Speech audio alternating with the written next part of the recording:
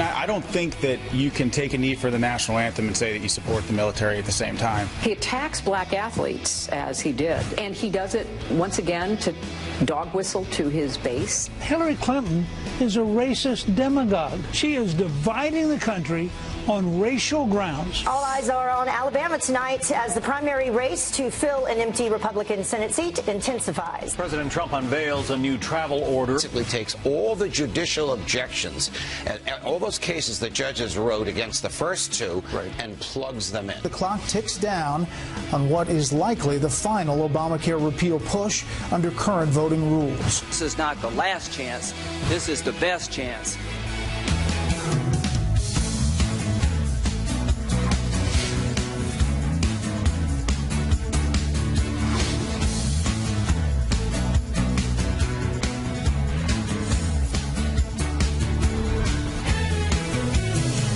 It's time to move on. Y'all are taking too long. I never hear that. They're so amazing. They do all the hard work. We get the credit because we're on TV, but we just get paid to sip coffee. Good morning to you. Thanks for joining us on this Tuesday. So on this Tuesday morning, you're probably wondering what happened on Monday Night Football. Would somebody take a knee at the big game last night? And the answer is yes. America's team, each and every one of the Dallas Cowboys, took a knee along with the owner, Jerry Jones, right there. That was before the national anthem. And what they did when they took, as you can see right there, when they were all down on one knee, there were a lot of boos. Listen. The Cowboys players wanted to show unity, but they were very adamant about wanting to separate that message from the national anthem. Sean? All right, Lisa, and as they take a knee collectively, boos can be heard from this sellout crowd in Arizona. I think the crowd thought they were going to stay down on their knees during the national anthem, as we all would have if we're seeing that. Then they all stood up when they unfurled that flag, and the audience went crazy. Listen. Boos can be heard.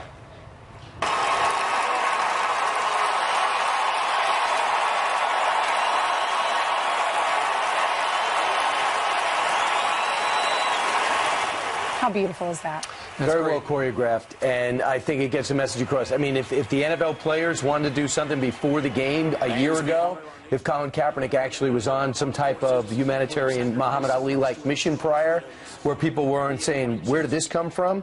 I think that people would understand more. The questions would have been more salient and would have focused on what they wanted to focus on. But the fact that the players chose the anthem is what's dividing the country and made the president so irate in Alabama on Friday night. Right. And the president got this whole thing started on Friday night. And the president himself, just about 20 minutes ago, started tweeting. And apparently he saw the video we've just played. He writes, the booing at the NFL football game last night when the entire Dallas team dropped to its knees was loudest I have ever heard. Great anger. But then he saw the next bit of video. But while Dallas dropped to its knees as a team, they all stood up for our national anthem. Big progress being made. We all love our country. All right. Actually, I don't think we're right. I mean, in one way, I love what Dallas did, the fact that the Cardinals are there, that their arms are together. It shows the team is a team. I'm curious to see what the NFL's got. Not even, I said 3 days. They actually have 2 days because they have a Thursday night game. They got 2 days to address this. It's going to get worse and worse and worse. It's going to become a soap opera and force people who want to look at this as an America protest to stay home, people that look at this as a racial injustice protest to show up. It's going to do nothing good for the league, sports, or the country. The NFL has to step up. They should do what the NBA did. They should all come together. All the coaches should say, all right, let's all agree. If you want to take a knee, do it before the anthem. But when they unfurl the flag and when they sing the Star-Spangled Banner, you need to stand up. Yeah. Well, I just look for the NBA to break what they did last year. Judging by what LeBron James was saying yesterday and what Popovich was saying, coach of the Spurs yesterday, they're probably going to be doing the same protests in a few weeks. We'll see. Well, here's the thing. What is going on there? Ultimately, a lot of people don't like what they have seen in the past. Maybe they like what the Cowboys did last night, but I was talking to a couple of guys who are some of the biggest sports fans I know, have been watching football forever, asked about the flag thing, said, you know what, didn't see it because stopped watching last year. because they were so fed up with just before the game, there's 5 minutes worth of stuff. Is somebody going to stand? Is somebody going to take a knee? It has impacted their TV ratings a little bit, down about 10% across the board over last year. Meanwhile, Hillary Clinton, while the president made it very clear when he was heading back to Washington on Air Force One, he said it's not about race. It is about the flag. Hillary Clinton was over on MSNBC, and she disagrees with that. He attacks black athletes, as he did, starting with his rally in Alabama, continued on Twitter. And he attacks them for protesting peacefully for equality, for standing up for what they believe. And he does it, once again, to dog whistle to his base and to try to detract attention from other things that are going on. But it's quite telling that he is willing to attack black athletes. He never says anything of an insulting manner toward white supremacists or neo-Nazis or Ku Klux Klanners or Vladimir Putin, right? As you know, 2016 will never end. I'm sure Democrats just want her to go away. How long is this book tour? Continuing to hit her the same way as if the election has not been settled already. But a couple of things. I believe the president would have been just upset if golfers were doing this, if hockey players were doing this, if the PGA was doing this, any sport which is currently predominantly white. I don't think he sees race in this. The player says it's about race. That's where the rubber hits the road. About the president's staff, the vice president went out yesterday, backed him up. Sarah Huckabee Sanders went out and backed him up, and so did General Kelly. He tweeted this out. I believe every American chief of staff, when the national anthem is played, should cover their hearts and think about all the men and women who have been maimed and killed. Every American should stand up and think for 3 lousy minutes. That was after, apparently, there was a CNN report out that said that John F. Kelly was upset with the president, and then the president said that's not right, and then John Kelly came out with that. Newt Gingrich, former Speaker of the House, looks at what Hillary just said and said, essentially, that she is using racism as a weapon. Listen to this. Hillary Clinton is a racist demagogue. I mean, let's be blunt. Let's be straight out about this thing. She can't possibly debate on the merits any of the things we're talking about. I mean, she is using racism as a deliberate weapon. She is dividing the country on racial grounds as a deliberate political weapon in exactly the model of modern liberalism, which can't possibly survive if they don't constantly go back to racism. Newt Gingrich was on his game yesterday. I watched him, Sean Hannity, move to 9 o'clock, and he had a big feature. Now, before you start this story, this is my humble opinion, Steve, I think you might agree. The most important story that I hope you are talking about was an interview you did with Otto Warmbier's parents 30 minutes ago. This is something all America should see. Well, they talked about what happened to their son when they saw him for the first time, when he came back. Remember who he was? He was that University of Virginia student who extraordinarily decided to go to North Korea for a little visit and got arrested. Allegedly for taking down or trying to take down a propaganda poster. That's it.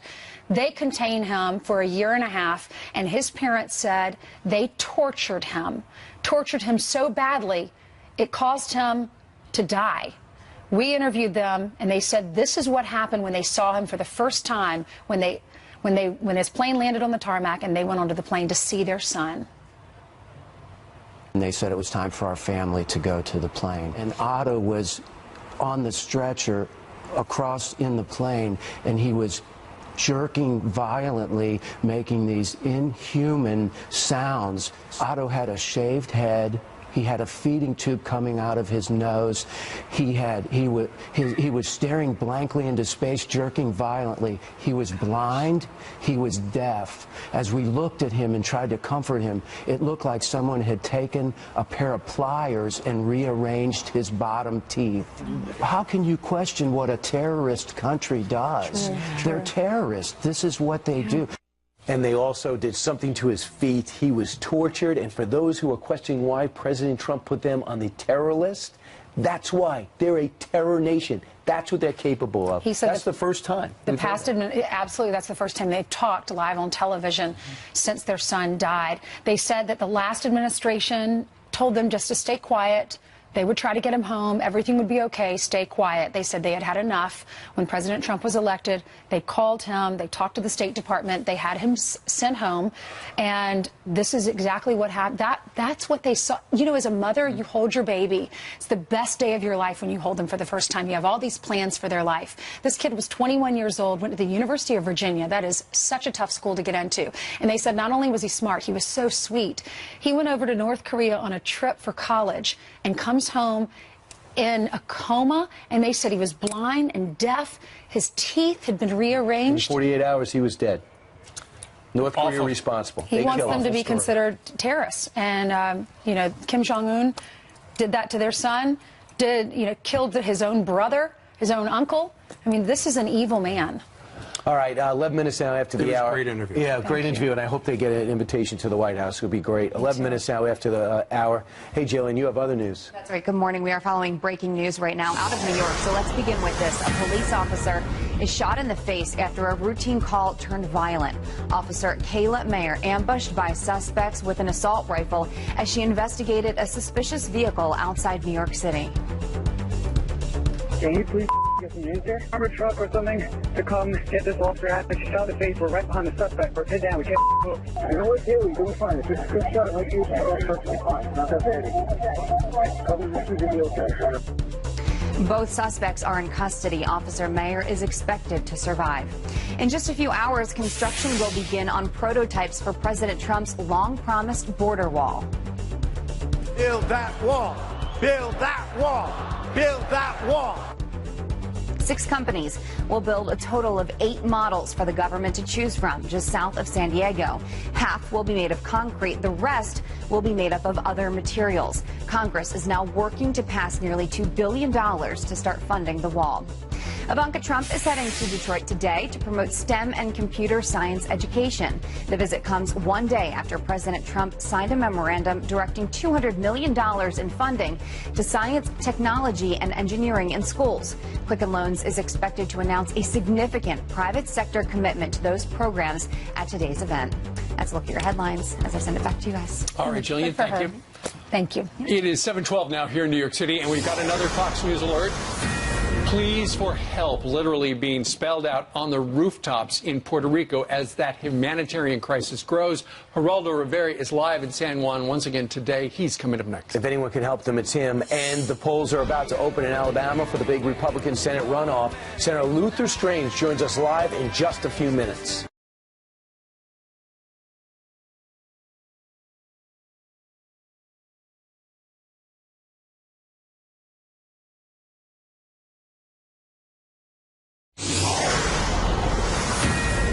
Hi, we're back with the Fox News alert. Puerto Rico on the brink of a humanitarian crisis. People lining up for hours just for fresh water and gasoline to try to keep their generators, if they're lucky enough to have one, on.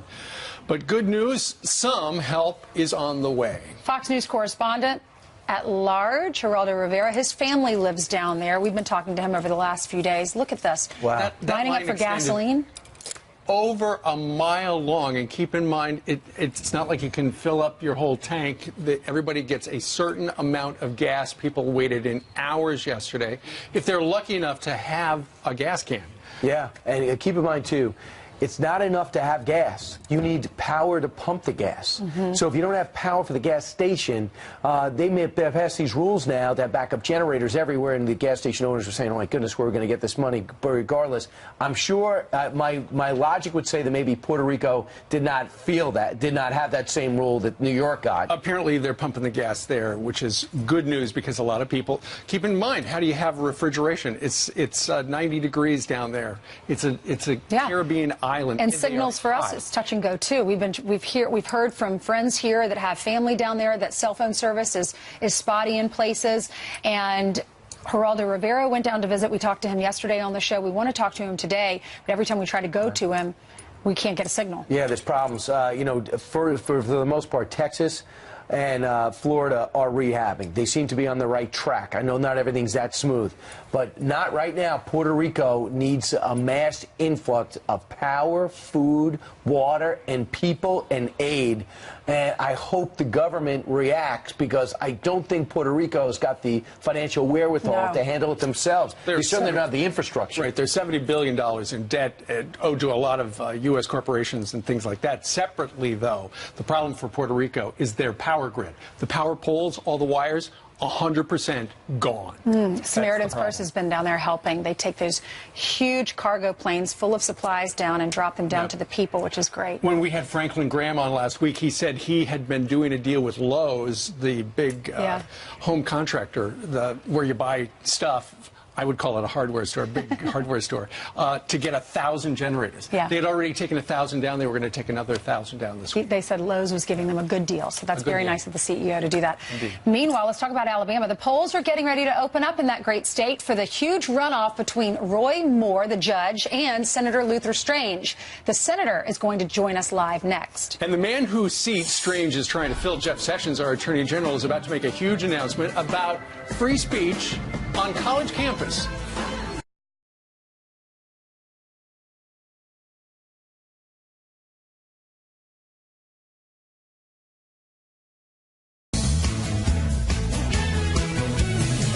Hi, quick headlines now. It turns out Iran's missile launch was a fake yesterday. U.S. officials telling Fox News that Iran re-released a video from a January test claiming it just happened, but no new test was actually carried out. What's that about? And Jeff Sessions is taking on political correctness in just a few hours. The Attorney General will speak at Georgetown University about the struggle over free speech on American college campuses. The DOJ tells Fox News Sessions will likely mention the recent riots at UC Berkeley, including the cancellation of its Free Speech Week. Meanwhile, here's Steve with the man of the hour, or one of them. All right, Brian, thank you. Happening today, the Republican runoff election between Senator Luther Strange and Judge Roy Moore in Alabama. And President Trump is putting his support behind Senator Luther Strange. I think that Luther will be absolutely fantastic in terms of agenda. He wants the wall. He's very, very tough on crime. We hope we can keep him in the Senate. He loves Alabama. I'll tell you what, he loves the state and he loves the country. To me, very importantly, is that he will absolutely win against the Democrat. And joining us right now is the man he's talking about, Senator Luther Strange, who the president also refers to as Big Luther. Because, Luther, how tall are you? 6'9", 6 feet 9 inches. So if you were elected, actually, you are the tallest American senator in U.S. history, right? That's right. We had to have an argument about it on in the Senate floor, but they certified it. So that's one accomplishment anyway. Okay, that's one thing. Of course, you would like to get elected today. It's a curious situation, though, because there you've got, you are, for the most part, the establishment candidate, many people have said, and yet Donald Trump, who is kind of a drain-the-swamp, anti-establishment president, he's for you. Explain that. Well, I can assure you, Steve, if I were part of the problem, the president wouldn't be down here campaigning so hard for me. Last night we had the vice president here. I've been in Washington less time than the president has, and we've become friends, personal friends. We have the same goals, same agenda, and so I think it's a narrative that's being created because there are other agendas out there, people that don't like Mitch McConnell, for example, other things going on. I'm keeping my eye on the ball, which is the president's support and his agenda. Well, the president is supporting you. He has tweeted this out in just about the last half hour. Luther Strange has been shooting up in the Alabama polls since my endorsement. Finish the job. Vote today for Big Luther. And I've seen the polls down there. They have turned around for you. You are up. Right now, though, it comes down to what for you? Totally comes down to turnout. In a special election runoff, it's who gets their voters to the polls. That's why the president's support, the vice president's support, NRA and other groups means so much to me. We've got to get people to the polls. 17% voted in the first runoff, first primary. That's terribly low, you know, and so we've got to get them to the polls. Luther, why do you want to be a U.S. Senator for the next 6 years? Because we've all been watching what's going on, and regarding health care, the Republicans can't get the ball across the finish line. So why would you want to spend your time doing, essentially spinning your wheels? Well, you know, I spent 6 years as Attorney General fighting the Obama administration, and we won. We stopped illegal amnesty. We protected religious liberty. We stopped a bunch of EPA initiatives. So I was playing defense. I want to be on offense with the president and the vice president, because this is a turning point in our country. We can't have any more obstructionists, any more people that just want to give speeches. We need results, conservative results, and that's why I want to be up there. I think that's why I've hit it off with the president so well. Well, you know, over the last 7 years, Republicans have all said, for the most part, you know, re-elect me, elect me, and I will make sure, if I've ever given the chance to repeal and replace Obamacare, I will do that. Well, now there are at least 3. There could be 4. Ted Cruz says he wants to talk to the president about what's going on right there, right now. For the folks looking in, what is your message to these Republicans who have said in the past they would vote to fix Obamacare and now, given the chance, aren't gonna? Well, I would tell them publicly, and I've told them privately and behind closed doors, we've got to fulfill our promises. I'm the one out here taking the brunt of the failure to keep their commitments. I can understand the frustration. I'm the most frustrated person in the Senate, believe me, because we made these promises, we haven't fulfilled them, and if we don't do that, we will pay a heavy price at the polls, and rightfully so, frankly, for not fulfilling those promises. All right, Luther Strange, who would like to win today in the runoff election down against Judge Roy Moore. By the way, we did invite the judge on. They declined the invitation. Luther, thanks for joining us, and good luck to you. And right there, he probably said thank you. All right, meanwhile, straight ahead, what do you think voters there think of the runoff? Todd is having breakfast with friends in Huntsville, and that is coming up. Plus, how do Americans really feel about those anthem protests? We've got a panel of former players, professors, and parents here for a live, must-see discussion. It's coming up next.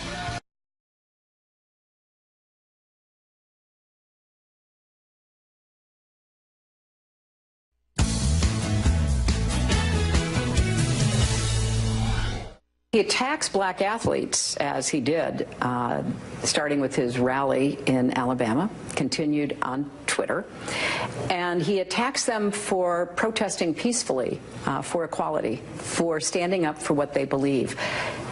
And he does it, once again, to dog whistle to his base and to try to detract attention from other things that are going on.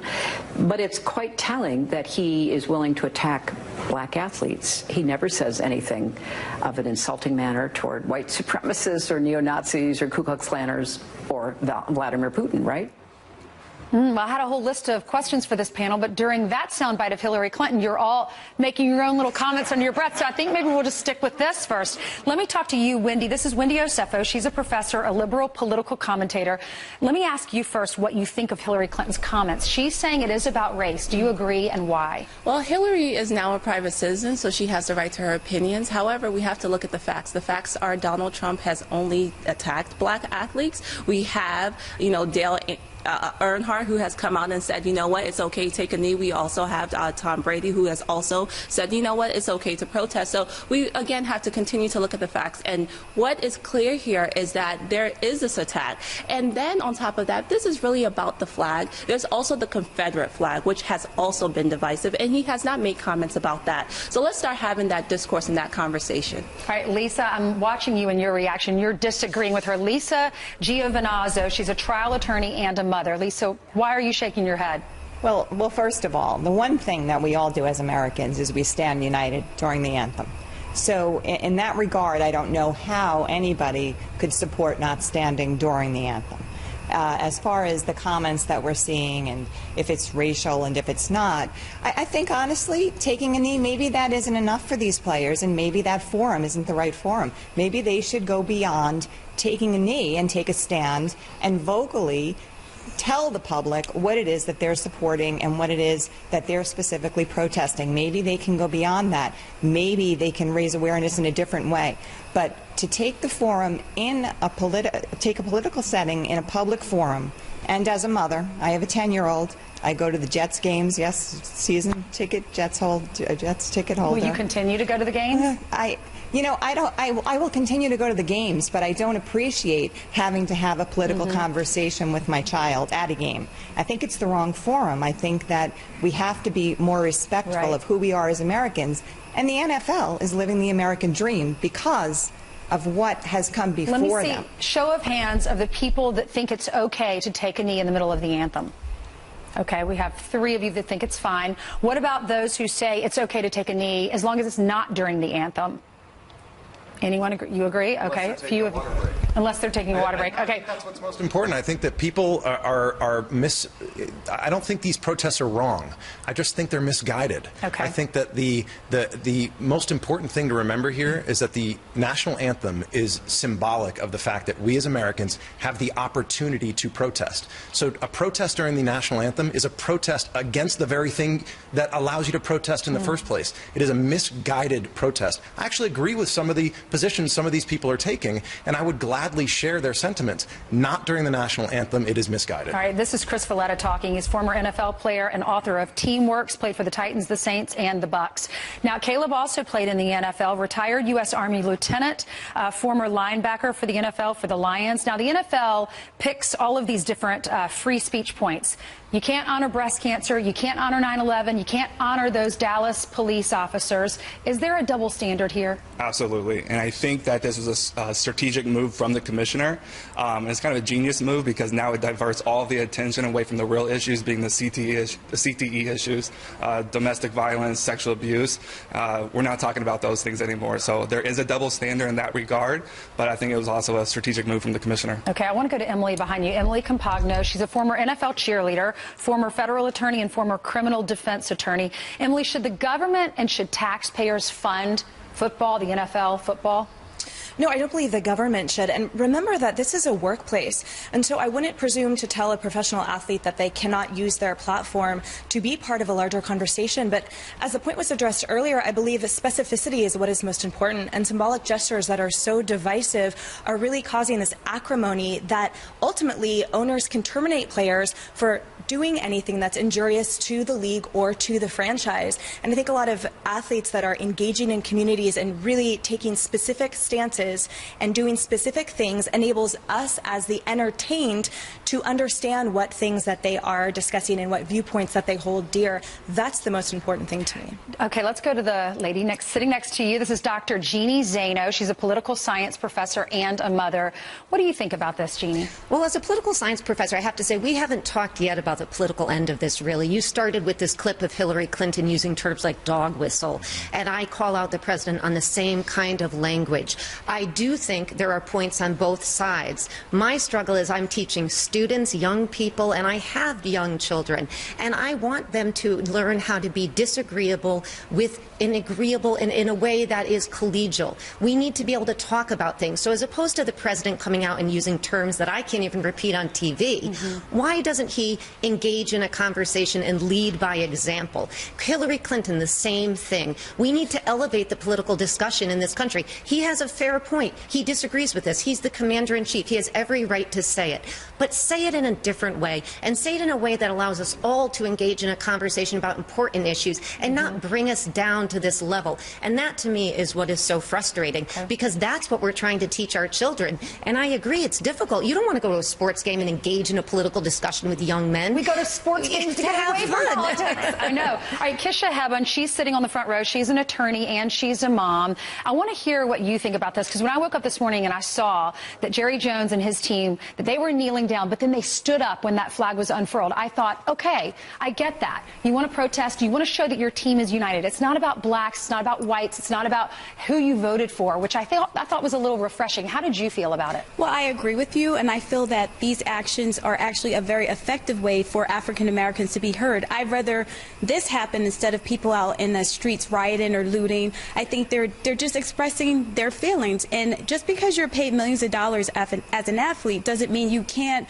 exercise your constitutional right to freedom of expression. And I think that it's effective because look at how much attention this has received from the media, from the government, and I think our president does not have the right to tell these private entities to fire someone just for exercising their constitutional right. Yes, he does. No, he doesn't. Sean, look, does Eddie? Let me introduce you. This is Sure. Sean Parnell. He's a retired U.S. Army Ranger, and he was in the same battalion as Ali Valley Villanueva, the guy who walked out, the Steelers player who walked out in the tunnel. Yeah, I was a company commander when he was coming in as a young lieutenant, and he was so big, we're like, we can't send this guy to Afghanistan. He can't fit in the trucks. But then he went to Afghanistan, and he was... God bless him. Yeah, seriously, three deployments. He's an amazing guy, and I think he was an inspiration to anybody that loves the country. And I think it's being taken out of context. He said that he did. Sure, he does regret coming out, but then he said it's not that he regrets standing up for the flag. Of course, he just regrets that he wasn't unified with the team. He thought they were coming out behind him, and they were 20 feet away from him. Right. I think that, I mean, that is Villanueva doing what he's always done and putting the team before himself, and I applaud him for that. But let me ask you, what is this protest all about? It was first about racial inequality, and then it was about police brutality, and now what? It's NFL players united against. No, but it is. They are all protesting, locking arms, protesting Donald Trump. But that is, I think, the problem. And instead of focusing on, oh, they're taking a knee, we need to look at how do we address these problems. African Americans in the community want to be heard. There's racial injustice going on. You address it by raising, you doing things. There are other ways to address these problems. But we're not being heard. JJ Watt just raised $37 million for hurricane relief. Marshawn Lynch does amazing things in his community. There are things you can do outside of taking a knee that will be much more of a legacy building for these athletes whose careers will be over by the time they're 27. Burgess, I didn't get to you. Kyle, I didn't get to you. David, my friend David, I didn't get to you. And my friend Deneen, I didn't get to you. But we have this panel. Y'all are coming back up with Steve, so we'll make sure we get your views out there as well. So I apologize for that. All right, legendary college football coach Lou Holtz, who used to be the coach at my school, University of South Carolina, and our friend Laura Ingraham, who is going to get her own show here in October. We're excited to have her full-time here at Fox. And then Todd is live in Huntsville, Alabama. He's having breakfast with friends ahead of today's big Senate runoff election. Hey, how are you? Yeah, today is a big day. It is the run-up between Luther Strange and Roy Moore. Of course, we're talking to the people about who they're voting for, and we're eating Cocoa Biscuits. Check that out. More Fox and Friends when we come back.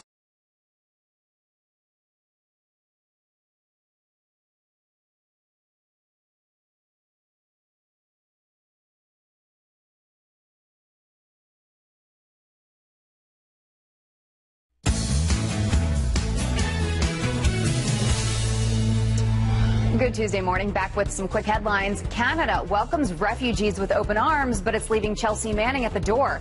The convicted government leaker says the country denied her entry because it considers her crimes to be treason. Manning tweeting a letter from Canadian immigration officials. She plans to challenge that decision. And a Maine senator is hard at work lobbying for lobsters. Angus King, an independent, submitting a formal request to add a lobster to the new emoji keyboard on smartphones. He says it's necessary so people who, quote, fish, process, serve, eat, or otherwise admire the lobster can accurately express themselves in emoji form. That being said, can we please get the white wine emoji? That's all I have to say, guys. It took a long day, right? Because there's a red wine emoji. Well, if you have the lobster emoji, you're going to need a bib. What about a rosé one? They need a pink one. Right. All right, he was the senator that made up his mind already from Maine. Senator Susan Collins joined him against that health care bill. Meanwhile, all eyes are on Alabama today as voters down there get ready to head for the polls for the runoff election to fill Jeff Sessions' vacant Senate seat permanently. Senator Luther Strange and Judge Roy Moore going head-to-head in that critical contest. So what do the voters think? Todd Pyro is talking to them right now at the Blue Plate Cafe in Huntsville.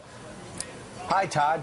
Good morning, guys. Yeah, we have a lot of diverse opinions on that, but everybody here agrees we need a Cocoa Biscuit emoji. It's going to happen, folks. All right, let's get down to business. I begin with Don. Don, as you might be able to tell by the hat, voted for President Trump. He is a business owner, and he is voting for Luther Strange. Why? I met both candidates. I felt, as a businessman, I really feel that Luther has more business leadership for our LLCs. And also, we both have something in common. We're both Eagle Scouts, and we're both proud of that. Good stuff. Now, what's something interesting? You said you actually like the fact that he's a lobbyist/consultant, correct? Absolutely. It's okay to be a lobbyist as long as all meetings with congressmen and senators are documented. That is a great segue to Larry. Larry is a retired sheriff in California, lives here in Alabama now. He is a Trump voter, but he is voting for Roy Moore. Why are you voting for Mr. Moore? Because we don't need another lobbyist in Washington. We have enough of those, and they're, as far as I'm concerned, destroying this country. and as a big proponent of the president and all that he stands for, you're giving the president a mulligan with regard to his endorsement of Luther Strange. You said that's all McConnell's fault. Well, yes, I think in a way it is. He's financing the whole thing for Luther Strange. And I think Judge Roy Moore will do a great job for us. Understood. Thank you. Now we get to Virginia. And Virginia, I actually have to look at the card because it's very confusing. Are you ready? Virginia